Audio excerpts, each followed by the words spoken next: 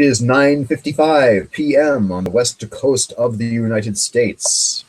Ding, it is 0455 GMT, a few minutes early before cBas After Dark for Nerd News Monday on this, the 420 holiday. It is indeed 420. And we'll be talking about some 420 food news. We'll be talking about some other things. It is Nerd News Monday. I didn't want to push that aside entirely, but there is some good stuff going on regarding 420 food news. Let's talk about all the different things. One of the Rand Paul, Republican, who I'm not wild about, because I'm not wild about most Republicans, but he has here's the thing about Republicans: freedom. Some of them are religious. They automatically get rejected if they're religious. But the Republicans talk a lot about freedom, but they want the war on drugs, and they want the war on gay marriage, and they want the war on a million other things. So I feel like, okay, if a real Republican is talking about freedom, he's going to be pro-weed, or at least, pro-legalization of pot to some degree. And he's going to be pro-getting government out of people's marriages. So Rand Paul has a medical marijuana bill that might get sent to Obama's desk, and it might actually pass. We'll talk about that. Ben & Jerry's have a new food for 420. It's a burrito. It's not just any burrito, though. We'll talk about the Ben & Jerry's burrito. As far as Nerd News Monday, here's what I have slated to talk about. The THX sound. You know the famous THX sound? It's called Deep Note. That very famous THX thing. It's been like 20 years. Actually, I think it's been longer than that. The THX sound is actually 20,000 lines of code. We will look at a news story that came out about that. A brand new story in USA Today from the past hour or two. Mobilegeddon. Google search is changing a bit. They're highlighting sites that are mobile friendly, and some websites may get screwed in the search results because they're not mobile friendly. We'll talk about that. FM radio, a little bit of interesting stuff. The hidden FM radio inside your pocket, why you can't use it. Also, which country is killing FM radio in a mere 2 years? Yes, indeed. We'll look at that. New evidence that dark matter could be self-interacting. Okay, I'm telling you right now, I'm going to talk about dark matter, and I'm not going to know what the fuck I'm saying because I don't think most people understand dark matter, what it is, what it means, despite its importance. It's obviously kind of a big, important question in the universe. We haven't touched it. All we've done is barely detect it in certain ways.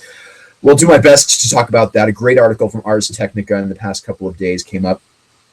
If we have time, Windows 10 is coming out, and Microsoft has a big plan for what they're calling the biggest software upgrade in history. We'll discuss that.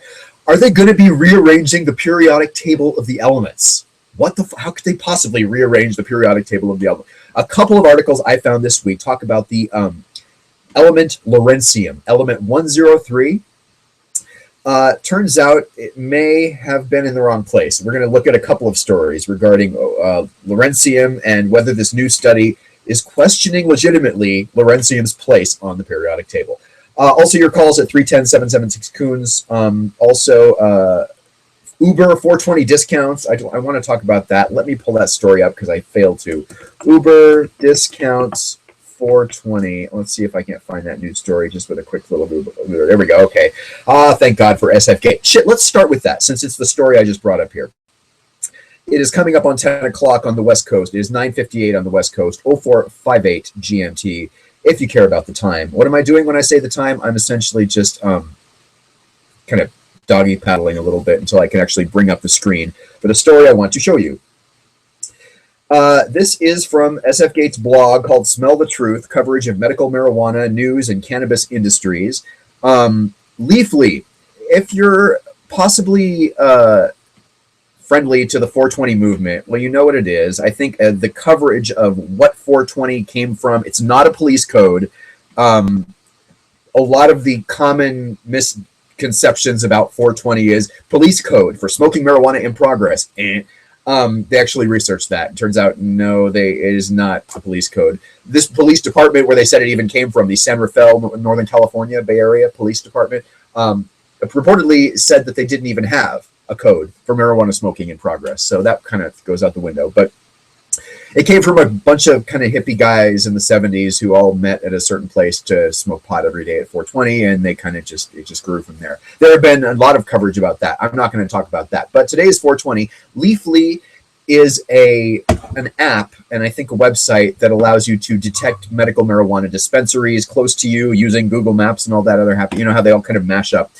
You go to your location and it tells you where not only where the dispensaries are, but where the doctors are that can get you a medical marijuana prescription for various legitimate medical causes. Well, turns out in 420, Leafly wants everybody getting home safe from whatever 420 celebration they're engaging in. So let's go back to the article here from Smell the Truth, cannabis information site. Leafly wants everybody celebrating. So you can text Ride Safe Leafly to this number, 827-222.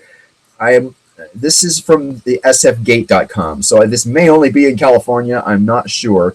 But it may be that if you're a first-time Uber rider, you can use the Ride Safe Leafly to get $20 off your trip. In fact, here's the Leafly website. Blah, blah, blah. It says it may just be anywhere where Uber is. You can have a happy 420 with $20 off your first Uber ride. If you've been an Uber rider before, I guess you're pretty much screwed. And you do have to probably pay full price. Even after smoking Whitewater OG, it's a no-brainer, says this. I gotta say, okay. First and foremost, whether it seems like it or not, I'm honest to God, not high. I haven't gotten high in many, many moons. Many moons. And no day like today do I wish more that I was high. I wish I was very high right now, because what more fun day is there to get high than on 420? And more importantly, you know, whether you have sleep disturbances or, I don't know if you've noticed, I'm a skinny guy, and sometimes skinny people need, how do I say this? And need a certain push to eat. Let me just tell you, the medical marijuana does give you that appetite stimulation in no uncertain terms. If you have migraines, if you have a number of different pain disorders, pain, anxiety, sleep, that's the trifecta right there. Medical marijuana does help those people a lot. So, I mean, and dovetailing right with that, let's go back to the Rand Paul story, because this is one hell of a story. I got to say, I'm surprised like a motherfucker that this is actually a real thing. Rand Paul's medical marijuana bill might have a chance if sent to the desk of Obama. Now, Obama, criticized a bunch of kids during a speech. This is mentioned here. Talking about, here's the quote from Obama. I understand this is important to you, he says, but you should be thinking about climate change, the economy, jobs, war, and peace. Maybe way at the bottom, you should be thinking about marijuana. I think there's a certain amount of truth and reality to that. But let's start at the beginning of this story. Just a month ago, Rand Paul, Kirsten Gillibrand, and Cory Booker, one Republican, two Democrats, introduced a bill known as the Careers Act. That's not the Careers Act. Carreras. I don't know if that's a person. It's not one of the three people writing it. Anyway, this bill would legalize medical marijuana nationwide and would clear the way for dispensaries to have access to the... Okay, I'm just realizing what's on the screen on the right here, and that's grossing me out, so I'm going to get that off the screen. Blah, blah, blah, blah, blah. So yes, the bill, although it may face an uphill battle in the Senate, where the Republicards are, it may just depict support for President Obama, said in an interview with Sanjay Gupta of CNN, he'd have to take a look at the details, but he's on record saying not only does he think carefully prescribed medical use of marijuana may in fact be appropriate, and we should follow the science, as opposed to the ideology on this issue, but he's also on record as saying the more we treat some of the issues related to drug abuse from a public health model and not an incarceration model, the better off we're going to be. Here, the fuck here. Abso-fucking-lutely. There is no doubt about that. Anyway, as reassuring as this might be, there is still concern as to how high of a priority it will be from that quote we started with at the beginning. But for the people who are writing this bill, Senators Paul, Gillibrand, and Booker, this bill, along with other criminal justice reforms, have been a high priority. The problem of the war on drugs, says Rand Paul, it's taking a lot of people who make youthful mistakes and punishing them for a lifetime. I think a lot of people have said that when you're talking about a law and a substance that makes jailed criminals out of millions of people, maybe it should be a healthcare issue, and maybe addiction should not be an incarceration issue. Police violence obviously is going to be reduced. Oh God, now I have to bring up another article here. Where was it? I saw this. I read a lot, but what was the one about legalization cartels, Mexico, because the story I saw, it was from Vice. Here it is. Bam. Legal pot in the United States is crippling Mexican drug cartels. This is not new. This is from May of last year. But marijuana has accounted for nearly half of all total drug arrests in the U.S. for 20 years. That's according to the FBI. The DOJ says a large portion of the U.S. illegal drug market is directly controlled by Mexican cartels.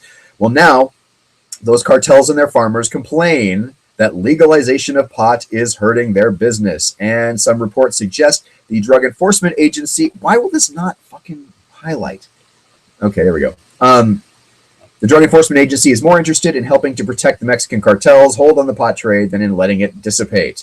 I like Vice a lot. Sometimes I feel like they're a little sensationalistic, although I feel like there's probably a good argument to be made for the people in the federal government who get jobs from jailing people who buy, sell, and smoke weed, that they want to protect their jobs. And drugs are a scourge on society and so on. Anyway, who is this person? Nelson? Oh, yes. Retired federal agent Terry Nelson, a former field-level commander who worked to prevent drugs from crossing the Mexican border into the U.S. Is it hurting the cartels? Yes. He says the cartels are criminal organizations making as much as 35 to 40% of their income from marijuana. I don't know why this website is not letting me highlight it. If that's not a little bit annoying, I don't know what is. That's what I'm trying to highlight. They aren't able to move as much cannabis inside the U.S. now. And here's a study from the Mexican Competitiveness Institute that found U.S. state legalization would cut into cartel business and take over about 30%. I can't think of anybody who's going to be unhappy that the Mexican drug cartels are losing business due to the legalization of weed, except for the people who say that they're just going to switch to meth and other. Now, when you talk about drug legalization, and I feel like meth is the one substance that more or less everybody agrees is a nightmare. I mean, aside from these new drugs that nobody knows anything about yet, like the bath salts and the methcathinone or whatever. What do they call that? Alligator? Crocodile. Crocodile is the new one that I don't really know anything about. But meth is the one. I mean, cocaine doesn't even cause brain damage. Heroin doesn't cause brain damage. It causes addiction, but it does not damage the structures inside the brain. Meth, if you take a brain scan of someone before and after they have used meth continuous or even irregularly for a period of time, you will see what they call ventricles. Ventricles are holes, spaces in the brain where there used to be brain matter. And I don't like to flash the psychology degree a lot, but one of the things I did in psychology school many moons ago was look at the brains of people, moderate drinkers, not heavy alcohol drinkers, but moderate drinkers. Brain scans of people who use meth, brain scans of people who use cocaine, maybe brain scans of people who use marijuana. And alcoholics have problems with the kind of physical integrity of the brain. And even medium amounts of alcohol over years causes a certain mushy appearance and effect to the gray matter inside brain cells.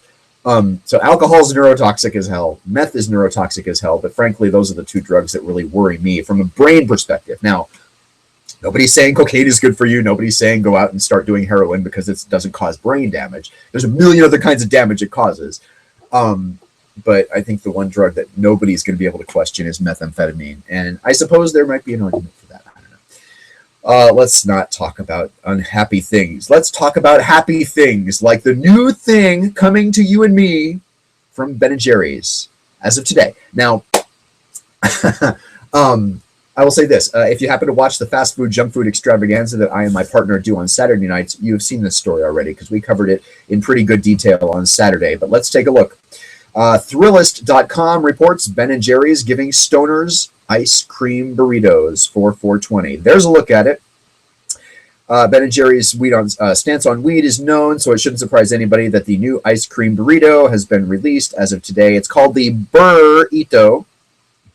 It comes with 2 scoops of ice cream. This is at the Ben & Jerry's stores now, right? This is not, I think, a product you can buy in the frozen food section of the grocery store, which kind of is something that I did not clarify on Saturday.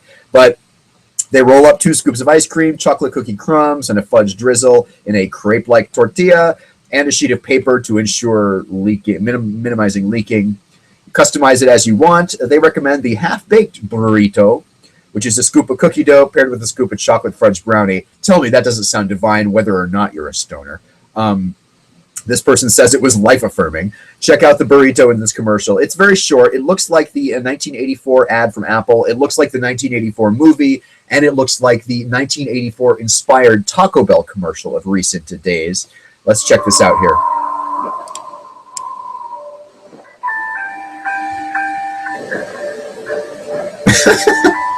They're all zoning out on the ice cream sandwich animation on the screen there. Very 1984-esque. Durr.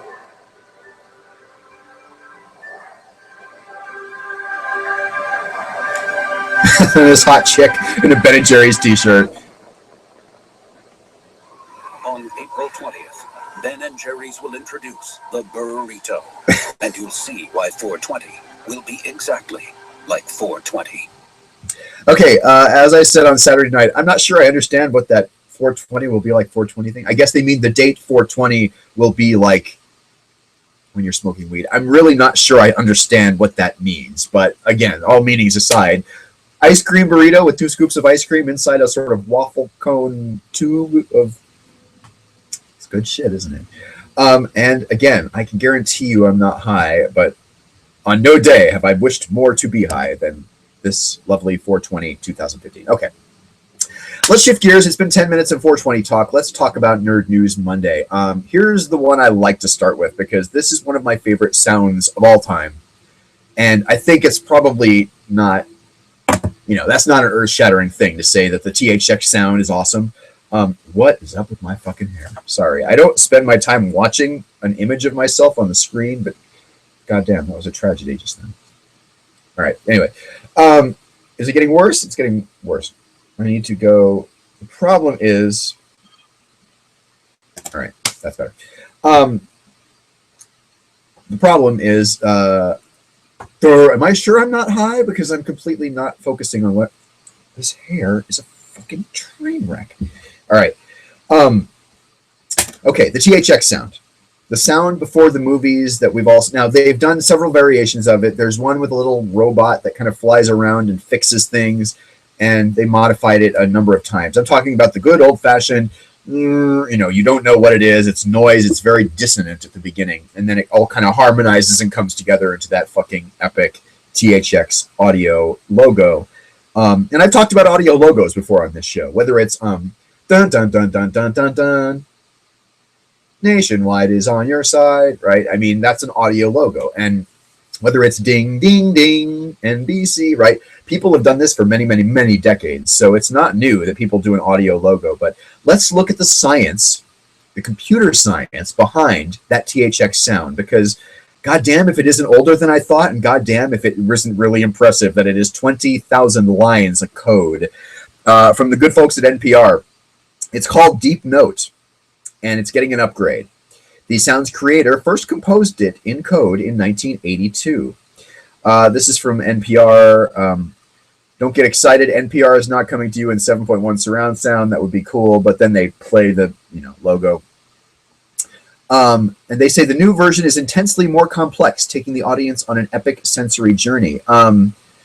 So I don't know. Should I try and play a piece of this story? I don't want to play it because I feel like it gets...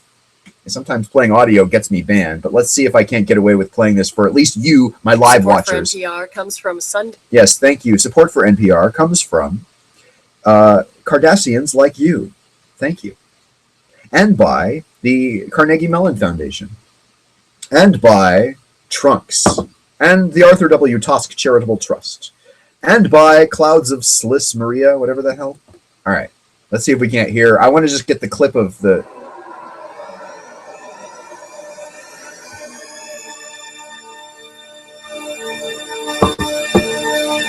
There it is. Don't get excited. NPR is not coming to you now in 7.1 surround sound. Well, that would be cool. Actually, we wanted to play you the new version of that THX sound logo you hear before movies. The company says the new version is intensely more complex, taking the audience on an epic sensory journey. But I think the original is more impressive, since it was so much harder to create. Digital audio engineer. Okay, well, I'm not going to bother listening to him read this when I can just sort of read it to you. But Again, this digital audio engineer created the sound using 20,000 lines of computer code. Back then, in 1982, if you wanted a digital editing system, you had to build the software and the hardware yourself. This person wrote the music was really 20,000 lines of code. Music, I'm not sure I consider that music. It's a sound effect of a type, but it was in the old-fashioned programming language C. The program generated frequencies sent to an oscillator that produced the sounds, and he picked the best sounds that got generated, and essentially the program wrote the music, and as I said, it all kind of comes together and harmonizes with itself in the way that we all know is very, very cool.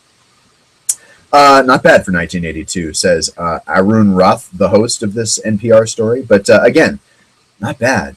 Not bad at all. I love it. Okay, let's move to a brand new news story that I pulled off of good old USA Today today. If your website traffic plummets suddenly, as of tomorrow, you can blame it on Mobilegeddon. The folks at the dominant search site Google are launching an algorithm to favor mobile-friendly sites, meaning that people who use Google to search on their smartphone may not find many of their favorite sites at the top of the rankings. Sites that haven't updated could find themselves ranked way lower, and that could mean a loss of traffic and a loss of business. Google says it wants sites to load quickly and be easily navigable on a mobile phone. They're doing it because they want consumers to find content that's not only relevant and timely, but also easy to read and interact with on smaller mobile screens, Google said in a statement. This will not affect desktop searches, only searches on your phone. The last big algorithm update was codenamed Panda, and it impacted 11% of all search results, according to the editor of some search engine website. It was a big shakeup, he says, and this one could be even more dramatic. Here we go. A website ranked number 1 or number 2 in a search query could hypothetically fall to 9th or 10th place, causing a loss of thousands of dollars in potential business, says one independent analyst, Greg Sterling. Back in 2012, Demand Media posted a $6.4 million loss in an earnings report and blamed it on the Panda update at Google, which removed that firm from top spots. Of course, when you do a Google search, many of us don't scroll down very far. You may scroll back. If you're savvy, I like to think many of us, certainly people who watch the nerd news, are a bit above an upper class when you talk about savvy, internet savvy, knowing what you're looking at on the screen and not just clicking at the first fucking thing that pops up. The first fucking thing that pops up in a Google search is very often what? Say it with me. Advertising. Yeah, sometimes the first 2 or 3 things. Now, Google has been forced, I think, over the years to put ad in a little yellow highlighted thing next to the ones that are ads that pop up, but they are indeed the first 2 or 3 things at least, depending on the search you do, to pop up. Certainly in anything where an ad could pop up, an ad will pop up. And so, I mean, many of us know to scroll past the ads, but do many of us scroll?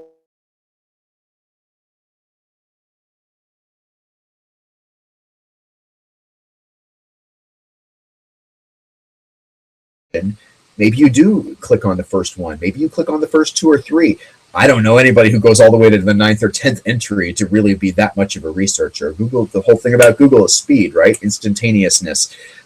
So that's an interesting story, I think. Right or wrong, I can't say. I mean, I don't really have much of a website anymore, but I do feel like the people who do searches and who have not upgraded their websites are certainly going to find well, this person, they say this Demand Media posted $6.5 million in losses on one earnings report and blamed it on that update. Just over half of all searches done on Google are now performed through mobile devices, and that number keeps growing. I think we all know that mobile is going to probably overtake desktop before too much longer. This guy's website came up with the term Mobilegeddon back in March, kind of like LA's Carmageddon when they closed freeways for several weekends. But get this, Google actually has a mobile-friendly test page in the developers section. Just type it in the URL, see if it passes. USA Today tested many top brands and came up with many that passed the test and many that didn't.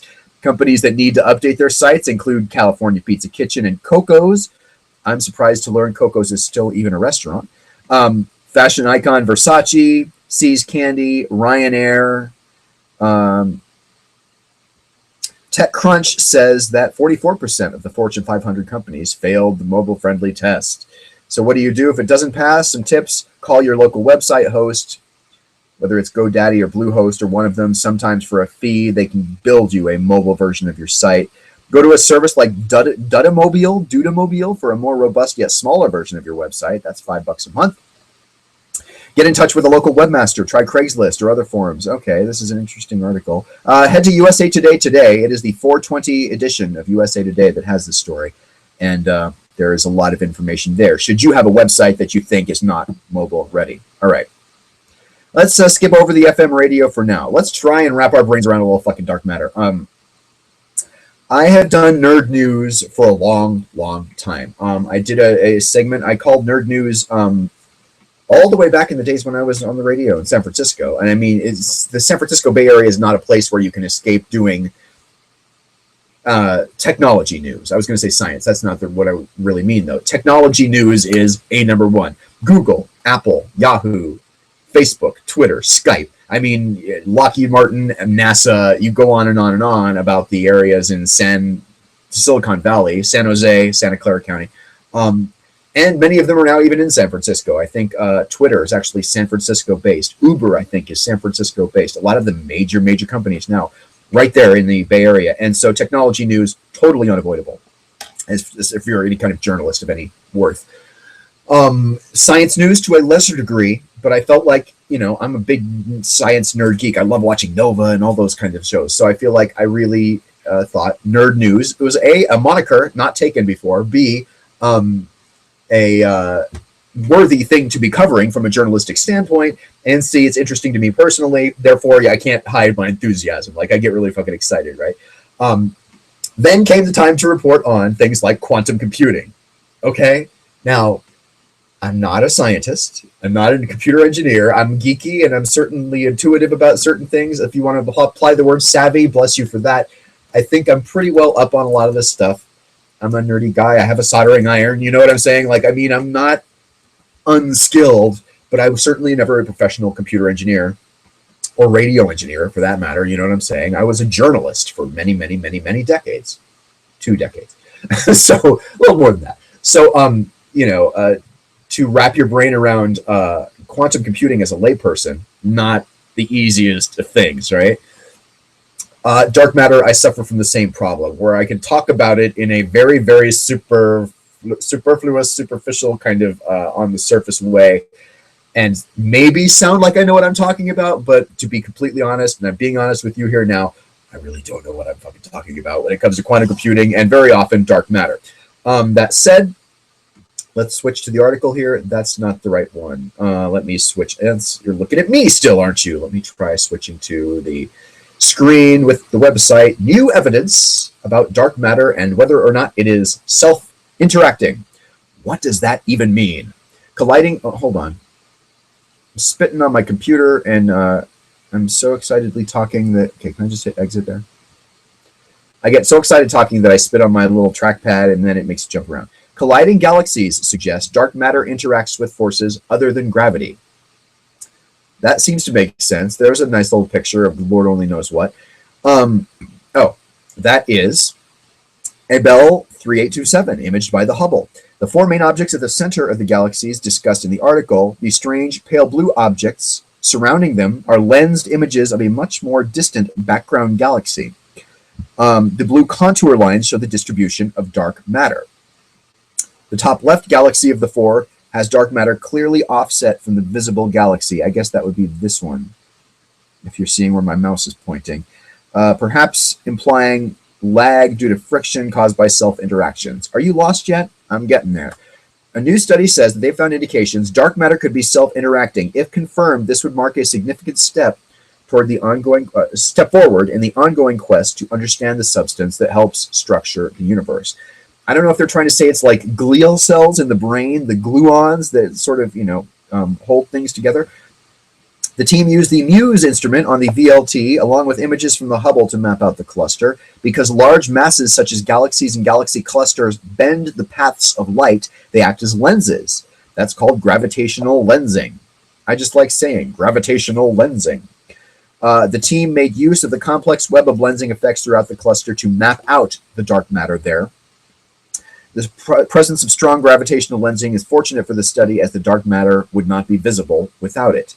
Okay. Every galaxy sits within roughly a spherical blob called a halo of dark matter. That halo makes up most of the mass of the galaxy.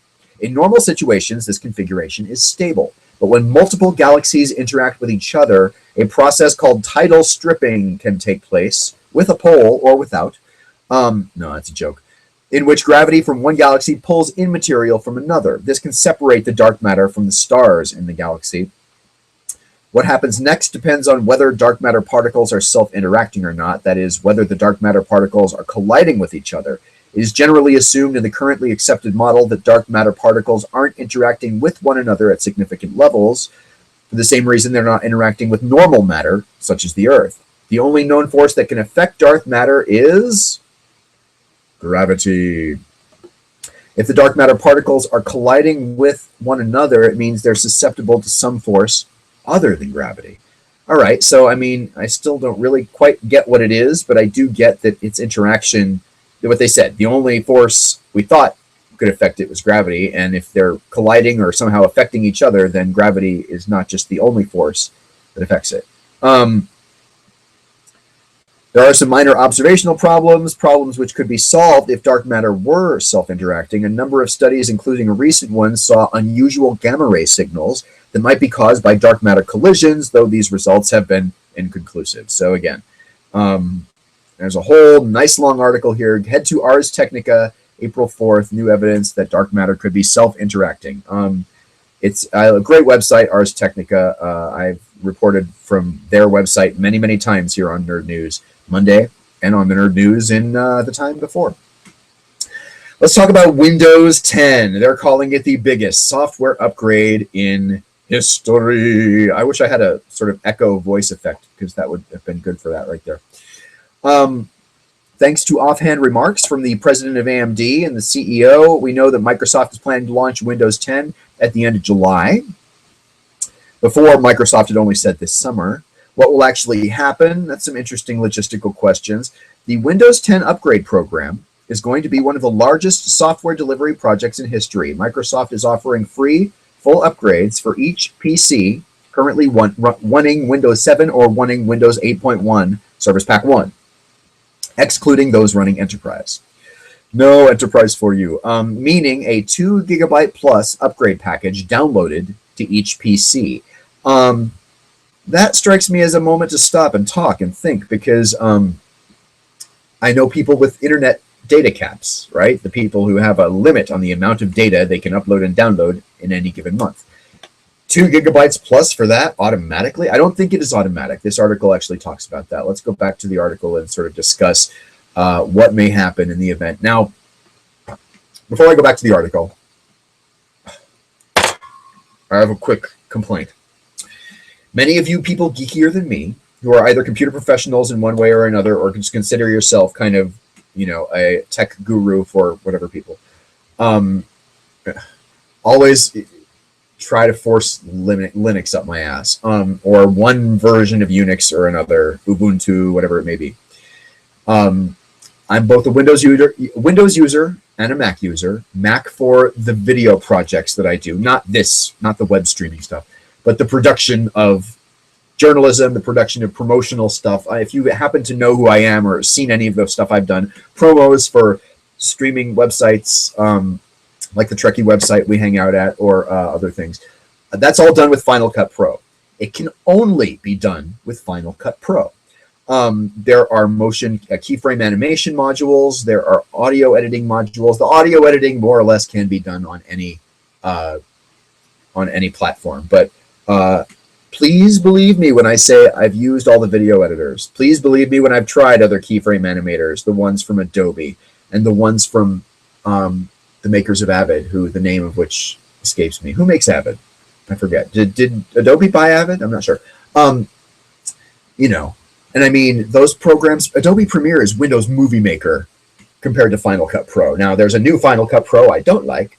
I like the older Final Cut Pro 7 because it's the one I have the most experience on. It's the one that gives you the most freedom in doing things like keyframe animation, whether it's text on the screen, whether it's motion tracking, whether it's image stabilization. All of that shit is done in my life on Final Cut Pro. And you Ubuntu, Linux, up my ass people, are never going to get me to change that, because I'm sorry, there is no video editor on any of the Unix operating systems that's going to be worth a fuck. There's barely any that are. Now, if you're a regular person, I said this in the Trekkie chat room earlier tonight. Basically, anybody who has a computer now thinks of themselves as either or all of the following: a DJ, an internet radio personality, a video editor, right? Because essentially that puts those tools in the hands of everybody. No longer just cinematographers can edit film and video. No longer can only FCC licensed radio broadcasters be radio personalities, right? But there is a certain lowering of a colossal, gargantuan lowering of the bar when it comes to things like talent and credibility. Credentials is the word I want. Just because you have a fucking beat matching software program that lets you match Beyonce to Kanye, when you're transitioning from one song to another, that doesn't make you a fucking DJ, okay? If you had a job in a club mixing music, maybe you're approaching an actual status of an actual DJ. If you've actually been paid for it, if you've actually done a wedding, there's many people I know who are wedding DJs and are honest to God, really, but just because you have the software, maybe you have some hardware with a fader and two little spinny things over here, doesn't make you a fucking DJ. Just because you have Windows Movie Maker or Adobe Premiere or Avid, you're not necessarily a video editor. You might be a layperson who plays with video editing, but, there's a certain level of credibility, of credentials, of professionalism, of artistic talent, right? Not everybody who has a cement mixer is going to be a talented pourer of foundations for houses. You know what I'm saying? And I feel like there's a certain dismissal of that when it comes to computers. Hey, everybody's got a computer. We're all the same. We're all editors. We're all DJs. We're all personalities. Yeah, except you ain't got nothing fucking to say. So again, I got a bit of a chip on my shoulder when it comes to certain things. I'm not saying people shouldn't have those tools. That's not what I'm saying. What I'm saying is, don't think of yourself as more than you are. Don't purport yourself to be a DJ or a video editor when you upload shit on YouTube and consider that your entire thing. Okay, back to the Windows 10 thing. I got diverted there, and I forgot why I got tangentialized and diverted. I forgot how that happened, so we'll just go back to the article. I'm sure I will watch this later and go, oh, I meant to say something, but anyway, hell with it. How big is the eligible Windows 10 upgrade base? It is certainly measured in the hundreds of millions, representing PCs running Windows in 111 languages and 190 countries. I think there are only like 210 or 218 or sovereign nations in the world or something like that. So that's a lot of countries where Windows is. Windows 7 and Windows 8. Windows 7 or Windows 8.1 Service Pack 1 to be very specific. And then they would actually go down here. I don't want to just read this to you. If you want to read it, it's on zdnet.com, which is a truly legit and worthwhile technology site. And this article is very good. This is the actual thing. There's actually a roadmap hidden in plain sight, included with a recent optional update for Windows. An XML file installed with that update contains important clues about a program called GWX, Get Windows 10. This is it, KB 303, 5583, whatever. This update enables additional capabilities for Windows Update notifications when new updates are available to the user. It applies to a computer that is running Windows 8.1 or Windows 7 Service Pack 1. That's it, this person says. No, seriously, that's the entire description. But the KB article goes on to describe the files including with it, most of them including this acronym GWX, Get Windows 10.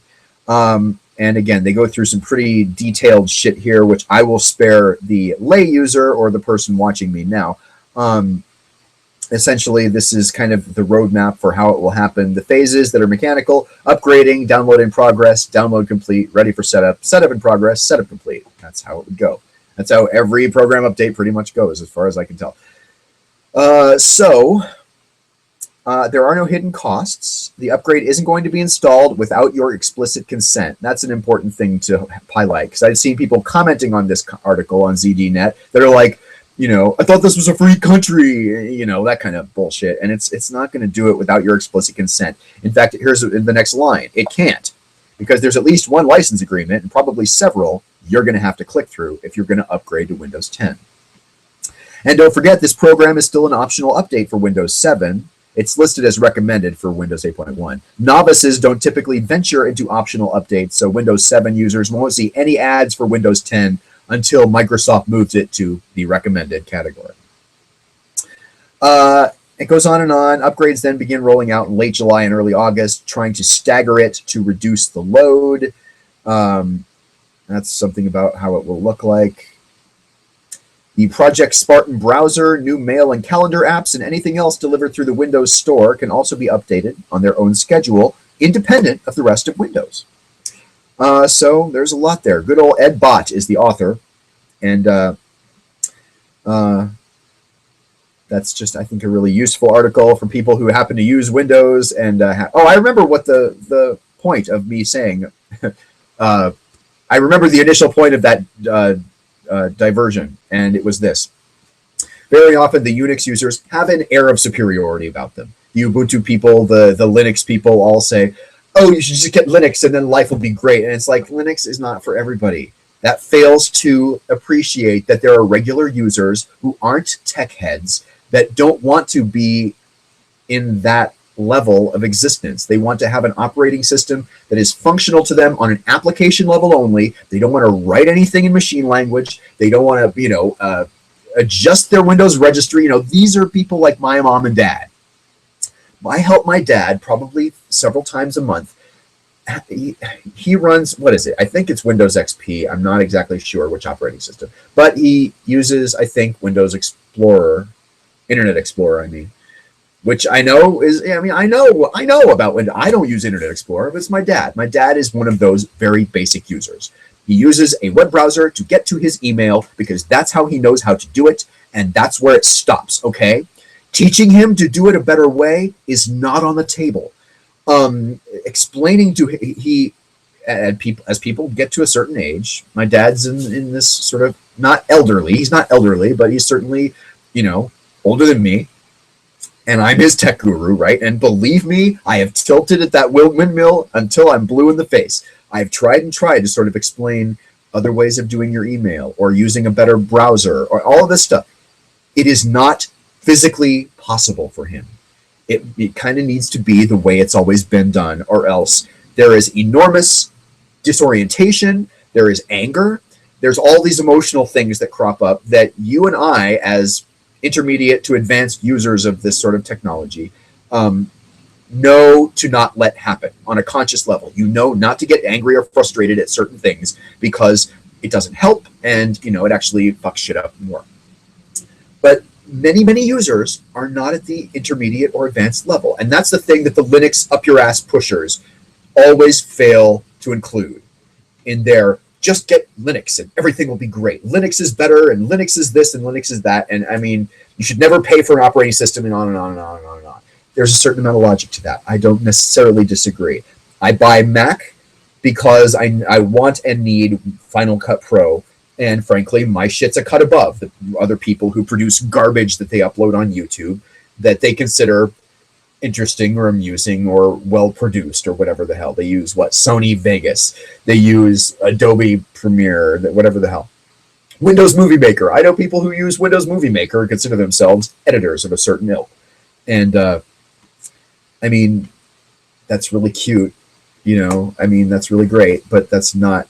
The professionals are not interested in making sure that they have the registry line by line the way they want it. They're not necessarily interested in getting into the plugins of browsers so that ads don't show up and that counters don't count them. And, that's a certain level of, it's fine if you understand how to do it and, how to do it and why to do it.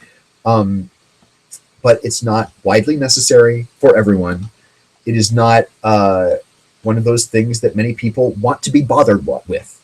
Whether they should or not is not the question here. Whether they should or not is probably a valid argument to have. But we're talking about beginners or less.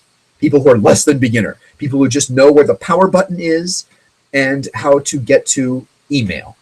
How to get to the World Wide Web. Activating the Adobe uploading or streaming software so that you can stream your own channel on something like the JTV or whatever it is not even in their universe of perception. Nowhere near it. And that's what the Linux up your ass people, and that's what I will call them until the day I die, because they have this attitude of superiority, this I'm better than everybody else because I have Linux, and the people who have operating systems you pay for one reason or another, are inferior and to be looked down upon and not seen as human beings even. I mean, much less respected as users of computers. But I feel like if there's one thing that Linux doesn't have, it's compassion for the beginners, an appreciation or an understanding or an empathy for what people who don't know how computers work want to be able to still do something. I don't consider myself in that category. I consider myself low to medium intermediate. You know what I'm saying? If there's a scale of 1 to 9, I'm somewhere between a 4 and a 5. I'm not a 0 or a 1. I'm nowhere near a 7, 8, or 9. But that's okay with me, because I like being a tinkerer and I like using how I use it. Obviously, I'm skilled enough to be able to bring a live webcast to the internet every night, which many of the beginners can't do. But, quite frankly, there's a time when technology shit goes to the side, the back burner, if you will. I need to be able to produce creatively without thinking about operating systems at all, without thinking about,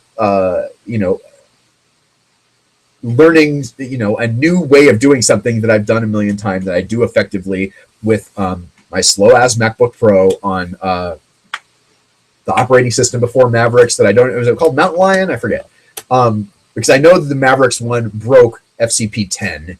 And again, that's part of the problem, right? When your new operating system breaks the program, now I'm in that part of my brain where I wanted it to be on the back burner. I didn't want to be thinking about anything technological. I have an idea, a seed planted in my head that is a creative idea that I need to start actualizing. I need to start getting it out of my brain and getting it off the storyboard and putting it into the computer and rendering the animation and creating it, creating the audio. It's a whole separate level. And producing. The people who are worried about the technology level are not producers, and I feel like I've exhausted myself with that rant, so I'm going to stop. Okay. Let's go back to this story. No, that's the Dark Matter story. Hold on. The hidden FM radio in your pocket and why you can't use it. Okay. By the way, call me, tweet me, blah, blah, blah. All right, here we go. This also from our good friends at NPR, the hidden FM radio in your pocket and why you can't use it. By the way, also coming up, we'll talk more about FM, because there's a country in this world that will, within 2 years, kill frequency modulation, good old FM radio. They're replacing it with something. We'll talk about that.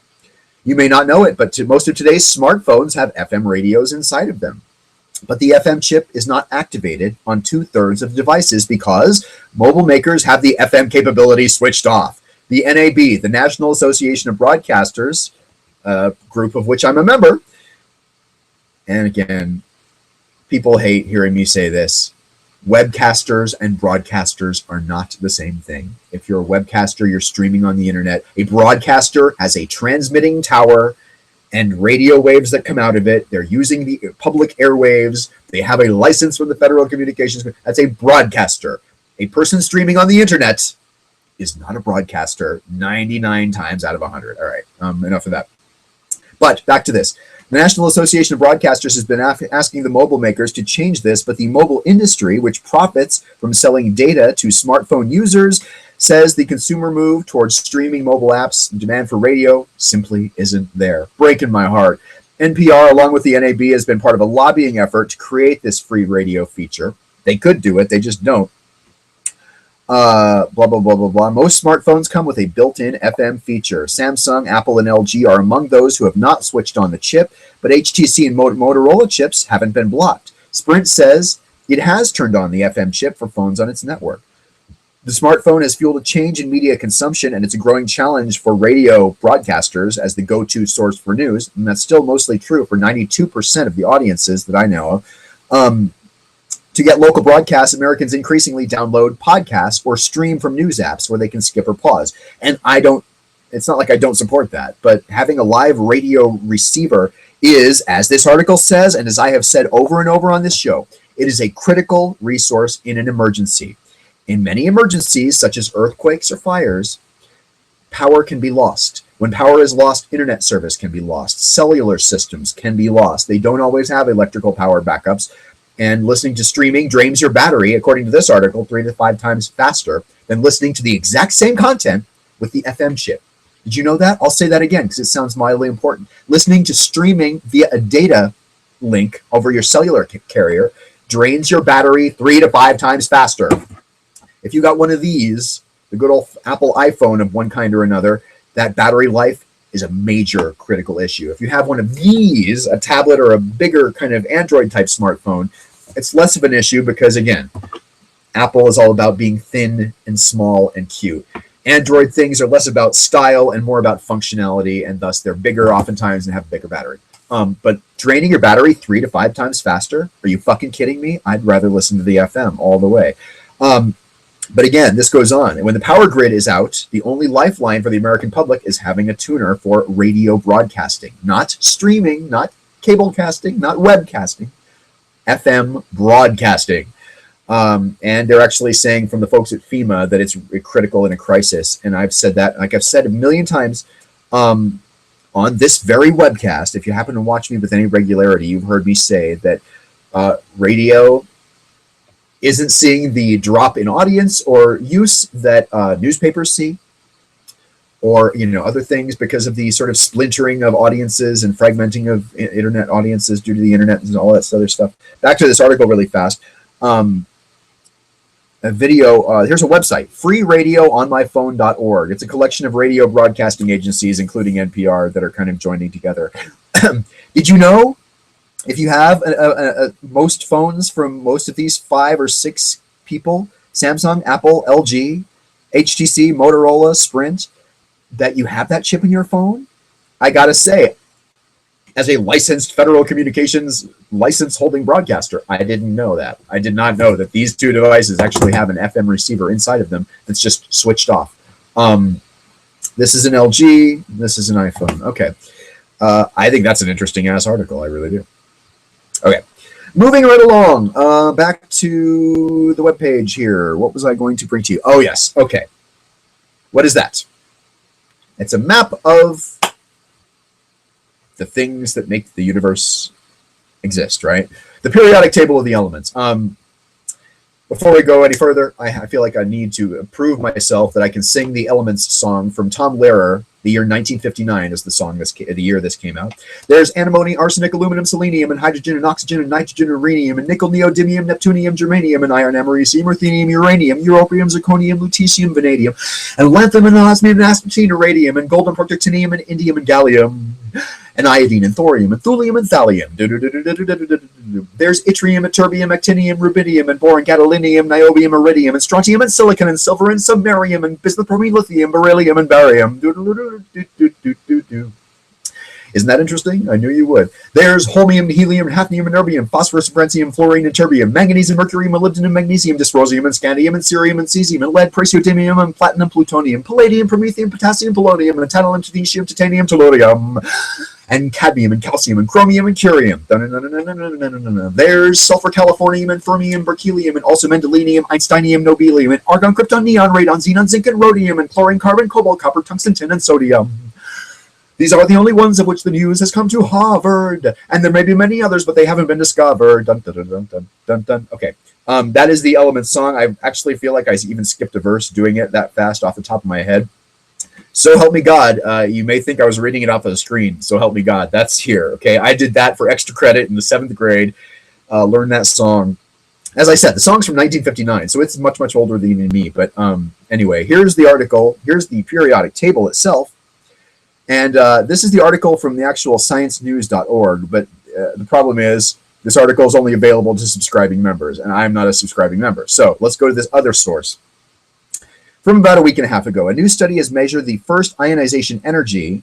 That's the amount of energy it takes to pry away the loosest electron of an atom, right? Here's the element, lawrencium, and the first ionization energy of lawrencium, and it's now raising questions about where it belongs in the periodic table.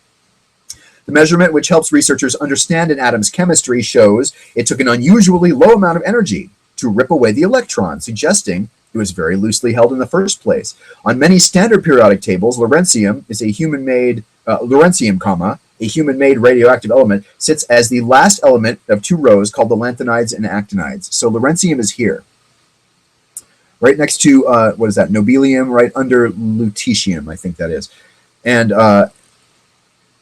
often separated out at the bottom of what's known as the F block. Some of the scientists of the study conclude their findings show that's where the element belongs, although other chemists disagree, arguing the element would be more at home in the D block that houses elements like scandium and titanium.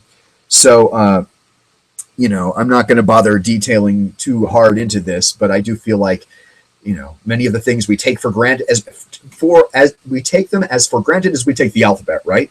The cardinal numbers 1, 2, 3, 4, 5, 6, 7, 8, 9, 10, A, B, C, D, E, F, G. There are certain things that are just so and are kind of fundamental truths of the universe. And now, thanks to us learning more about science, holy fucking shit, lawrencium might be in the wrong place on the periodic table. Good shit, right? That cannot possibly be all of the things I had to bring to you, but all of a sudden I'm realizing that's all of the websites I had pulled up here. Let's go back to here. 420 Burrito, we did that. Uber discounts for 420. THX Deep Note, the hidden AFM radios. Aha! We did Dark Matter, we did the periodic table. 2 stories left. Which country is killing FM radio? Again, there may be that, and I will just tell you right now, there absolutely is a romantic attachment I have to radio. Being a broadcaster for over 20 years, on the other side of the microphone where people are listening, in their cars, on their Walkmans, however. There's a romance to it, right? I don't care if you like listening to Delilah at night. I hate Delilah. But, whatever connection people have to the radio is often very intimate. It's very personal medium, unlike television, which is very polished and, polished to the point of absurdity these days.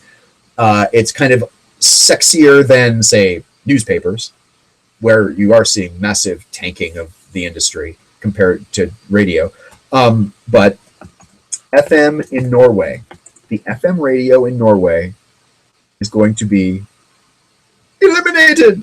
All right, let's switch over to the CNN news story here, because holy fucking shit. Now, it's not going away without something to replace it, and that's kind of the asterisk of this story, right? In other words, it's not like they're unplugging all FM radios and that's it. We're done with this. You use the internet, assholes. No, Norway is going to be the first nation in the world to shut down FM radio. This is from today's CNN webpage here. In 2017, Norway becomes the first nation to shut it down. They're going to replace it with a digital broadcasting. So what this is like, on FM, Norwegians can find only 5 stations. On the digital broadcasting network, there are 20 stations. Do you remember when television in the United States went from analog to digital? This is like that. It's old-fashioned, old-school, analog FM broadcasting that is dying. But all that means is if you have your old transistor FM radio, it's not going to be able to pick up the new signals, right? If you'll go to the store and you'll get a new radio and you'll have all your same original stations that you had there, plus subchannels. So if you listen to 90.5 FM, classical music, let's say, that's actually where I am here, 90.5 classical KUAT FM. You'll be able to hear that 90.5A or 90.5-1 or something like that. But then you'll be able to hear 90.5-2, which might be jazz, 90.5-3, which might be news, and so on. It's just like the digital broadcasting switchover. But when that headline hit, I'm like, no, FM radio is dying. I actually got asked in the Trekkie chat room today, what was it? Oh, yes, I made the statement that AM radio is better, which is a real broad brush statement because I'm famous for that. It's better in a few ways. Excellent for spoken word like news. The signal travels a lot further. It's a lot sort of simpler of a signal to create and transmit and receive. Anybody who ever, as a child, created that crystal AM radio receiver knows that, because you can do it with a little kit you can get from any Radio Shack. Of course, Radio Shack is no longer going to be a thing. But again, the simplicity of it is, really beautiful in a romantic kind of nostalgic, sentimental sense. The truth is that digital radio broadcasting or digital television broadcasting here in the United States is better in a number of really, truly measurable ways, whether it's increased content for free, whether it's higher quality. But again, that quality thing is kind of a sliding scale too, because in the olden days, remember watching a Fox network affiliate in the olden days? meaning the 80s, the 70s. You could use, adjust those rabbit ear antennas and get a signal, even if it was only 40 or 50% there. You could still kind of watch, and you still could kind of listen, and still could kind of get what you needed to get from a show.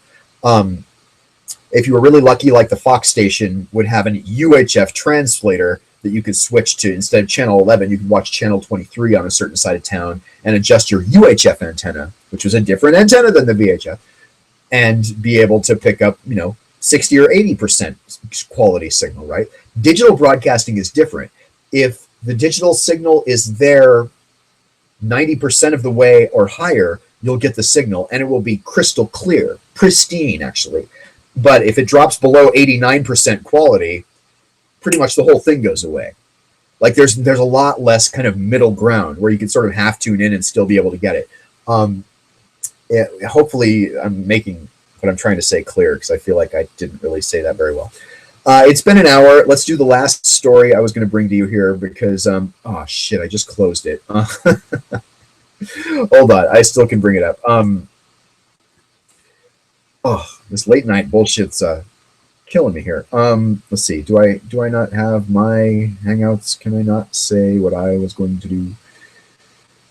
Oh, woe is me. Thank you for watching, by the way, in case you're watching live. I realize kind of what a weird challenge that is in this time-shifted TiVo, iPod world.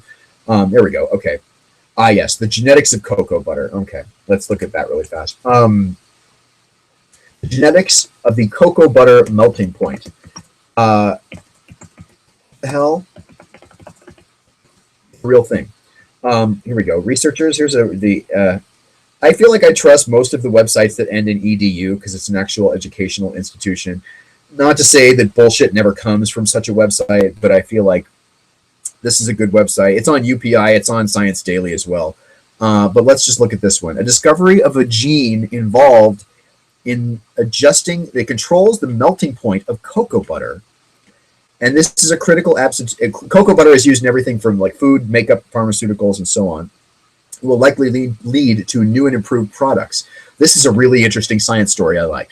The finding by plant geneticists, hashtag GMO assholes, it should lead to new varieties of the cocoa plant that could extend the climate and the soil nutrient range for growing the crop. It'll make it easier to grow, and it should make farmers be able to earn more money as a result of that. More than 5 million cocoa farmers, more than 40 million people total, depend on cocoa for their livelihood, according to the World Cocoa Foundation, which puts annual cocoa production at 3.8 million tons, valued at $11.8 billion. So we'll look into that a little bit more next time. I'm gone over my hour, and my battery is about to die. So on behalf of myself, thank you for watching cBas After Dark. We'll be here Game Show Tuesday, tomorrow night. And if anybody's got any weed in the area, bring it on over, because I would like to celebrate 420, and I have none. Although I'm trying to keep my pee clean in case I get a job. So I suppose it's a bad idea to really get high, but I'm with you there in spirit, stoners. So bless your hearts. Glad you could join me this evening or this morning or whenever you happen to be watching.